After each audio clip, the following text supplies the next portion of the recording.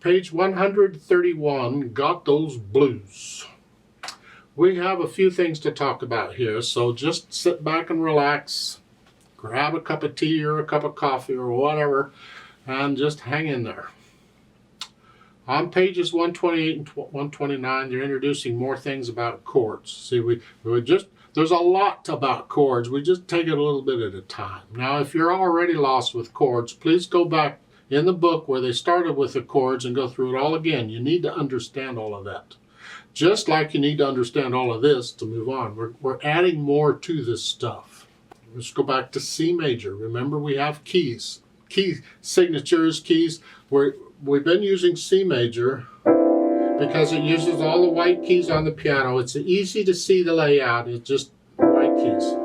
You already know about chords. You already know about triads. We've done the triad bit. All right. Well, every scale, like C major, the notes in the scale are numbered. We call them steps. Step 1, step 2, step 3, etc. And you start here. 1, remember we don't use 0 in music. It's 1, 2, 3, 4, 5, 6, 7. So each note is stepped. So I could say in C major, it's step 5. And that would point to 1, 2, 3, 4, 5. It'd point to a G. And some other key signature, it would be a different note. Step 5 would be a different note. It's just step 1 is the first one. Okay. Well, also, we've been learning the chords. We know about the C chord, the F chord, the G7 chord, and the C chord. Now, the F chord is really here because that was what we call root position. Root position, remember, is when it's every other note and the bottom note identifies the chord. That's root, that's an F. It's an F chord. But we've been putting the C on the bottom. It doesn't matter how you arrange the notes. If you're using an F and an A and a C, it's an F chord.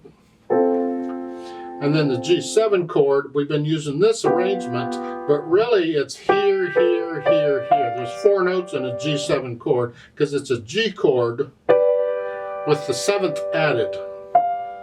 7th? Yes, because here to here, 1, 2, 3, 4, 5, 6, 7. That's an interval of a 7th. So we take the chord and we add a 7th from, it's always 7th from the root is here. So it's a 5-7 chord. It's got 4 notes in it. We don't have to use all the notes. We might just use the top and bottom note, usually like that. Okay, it's a G7 chord. A lot of times we leave out the D, we just do that. And that's what we're doing here. We left out the D. But we could leave out the B and use the D instead. Here. It's still a G7 chord. Well, in the key of C, it's a 5-7 chord because it's built on the 5th step of the scale. C, 1, 2, 3, 4, 5, and I build the chord on that step and add the 7th. It's a 5-7 chord. It's a G7 chord. It's 2 different names for the same chord. Now, in some other key, it would be a different number. It wouldn't be 5-7, it'd be some other number. But in C major, it's 5-7. And these numbers, 1, 4, and 5-7 are important because every key, here we're using C major, I'm talking key signature here, has 3 primary chords. They all have 3 primary chords. It's the 1, the 4, and the 5-7. Same numbers. So in C major, the 1 chord, which is the C chord, the 4 chord, which is the F chord, and the 5-7 chord, which is the G7 chord. So it's the 1, 4, 5-7, 1, and C major. They're important. You get them a lot. You use them a lot. If you're going to play boogie woogie and stuff, these are about the only chords you use. Now, a chord progression is simply a progression of chords or a series of chords or chords that progress through. Using the primary chords, usually start with it and you end with it, but then you got other stuff going on. So I can do a 1, 4, 1. That's a chord progression. I can do a 1, 5, 7, 1. I can do a 1, 4, 5, 7, 1. I can put a 1 in between each one. 1, 4, 1, 5, 7, 1. They all of sound that it just flows. They sound good. Usually we will not go 1, 5, 7, 4. That has a little edge to it. Yeah. But that's chord progressions. You'll hear them a lot. Now these chords, when they're identified in the music as the number, they use Roman numerals. We got a lot of numbers in music, so they'll use Roman numerals and they'll put it under the bottom staff, whatever it is. That's why at the middle of page 120, or at the bottom of page 129, you see that line of chords? Underneath it, are Roman numerals. Those are the numbers for the chords, and they're all primary chords. If you have any questions, you're welcome to ask me. There's more about chords. We still got to learn, so make sure you sort of get a handle on this. Now, in about the blues, we're going to use these chords. It's 4 lines long, treble and bass clef, 4/4 time, quarter notes, eighth notes. We can handle all that, I think. Let's cover right hand. It's 1, not here, but here. 1 and 2 and 3 and 4 and 1 and 2 and 3 and 4 and. Second line. And if you don't fit up in here, you got to do that. Depends on how big your hands are. If you can, they'll do a 1/5. Because you can come out here for that and then go back in. Generally, when we're playing up in here, we don't stay up in here any longer than we have to. So you go through and get the right hand. In the left hand, we have the chords. You got the 1 chord. Measure 5, you get the 4 chord. A lot of numbers. Measure 7 is the 1 chord again, and then measure 9 is the 5/7 chord. Okay. You got the chords. Put the hands together, you hear.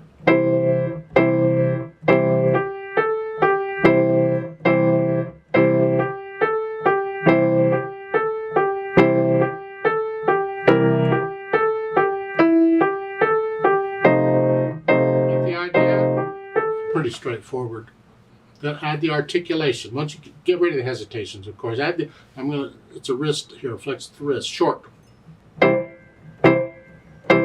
See in the third beat, that's staccato, but that's not. So you add in the articulation, and I will tell you now that sometimes people will play that staccato in the right hand also.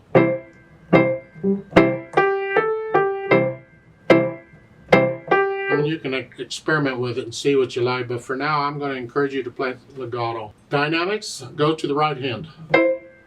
Whatever you think loud is, keep these chords sort of a medium soft. Second line, you're going to go down to soft. That means the left hand's very soft. And then the third line, measure 8, you go back up to loud. Start as soft. Loud. And you're going to end it loud. Then there's a ritardando at the end too. And they don't put staccatos at the end here. And the reason for that is because we're slowing down. And I'll talk a little more about that when I get into interpreting the music. As far as the speed goes, moderately slow. You feel it. How fast would you feel it? Well, to do that, we really need to play it in a blues style. Blues, swing, and jazz. 3 different kinds of music. 3 different genres of music. Some people say styles of music. I don't care how you call them. They're different. They have the one thing in common, and that is they swing the eighth notes. So the counting is swung. Instead of 1 and 2 and 3 and, it's 1 and 2 and 3 and 4. 1 and 2. You swing the counting, and you play it. There's no notation for this. It's not triplet. It's not dotted rhythm. It's just a felt thing. Just the eighth notes.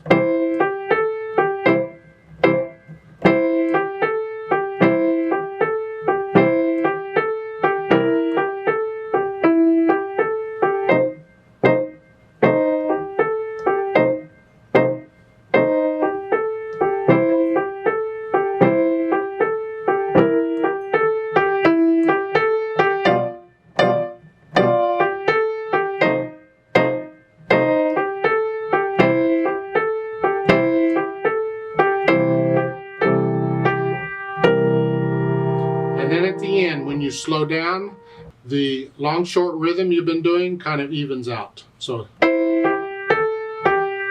then, because it doesn't work going really slow. It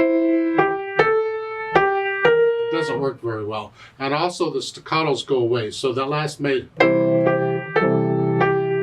is really pretty much as it's written. You're gonna hold it out a little more because you're slowing down. Now there is a thing in blues that's called a 12-bar blues pattern. 12-bar blues pattern, if I could say it right. Remember, a bar and a measure is the same thing in music. We might call it a bar, we might call it a measure, whatever. So when we talk about a 12-bar blues pattern, we're talking about 12 measures, a set pattern that lasts for 12 measures that is used in standard blues. If you want to write a blues piece, follow that chord progression. It is a chord progression or a progression of chords, a series of chords. We already talked about that. That lasts for 12, and then you simply keep repeating it. You loop through it however long you want to loop through it. And that is, they give it to you at the top. You get 4 measures or 4 bars of one chord. Well, look at the blues here. You got in the first line, the first 3 measures, they're all one chord. Look at the left hand. And then the second line, measure 4 is one chord. That's 4 measures or 4 bars of one chord. And then you get the F chord, which is the 4 chord. They put the Roman numeral underneath to help you out. And you get 2 bars of 4 chord. Okay, we did that. And measure 7, we're back to the 1 chord. You get 2 bars of 1 chord. And then on measure 9, it's the 5/7 chord. 1 bar of that, then 1 bar of 4, and then finish it off with 2 bars of 1.